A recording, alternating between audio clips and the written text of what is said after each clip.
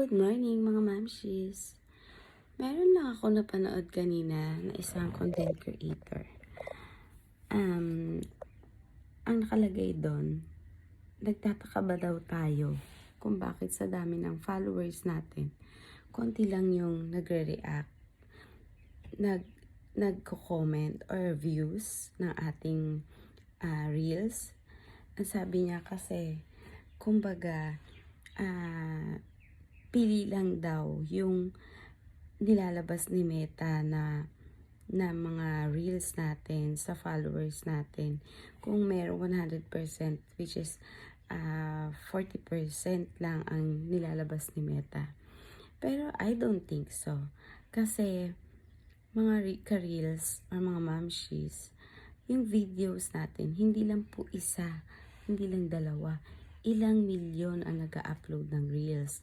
So, kung sa dami ng followers mo at marami rin siyang fina-follow o marami rin siyang friend, possible po na matabunan yung mga reels natin.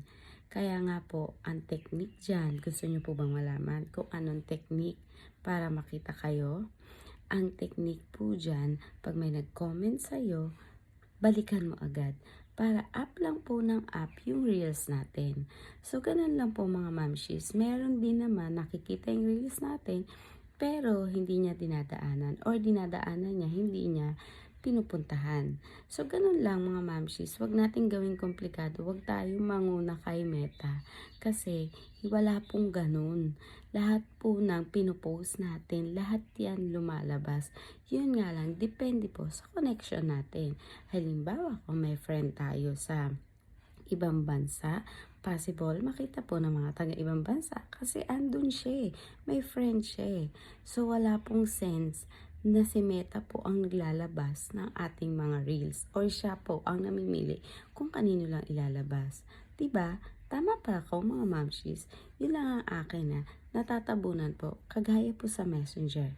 Pag sa dami na nagme-message sa'yo, di ba po bumababa yung mga lumang messages. So, ganin din po sa pag-upload ng reels.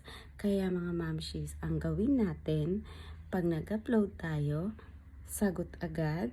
Pag may nag-follow sa atin, follow agad, makipag-engage. So, para lumakawak ang ating reels. So, yun lang mga mamshis. Isang tip lang po.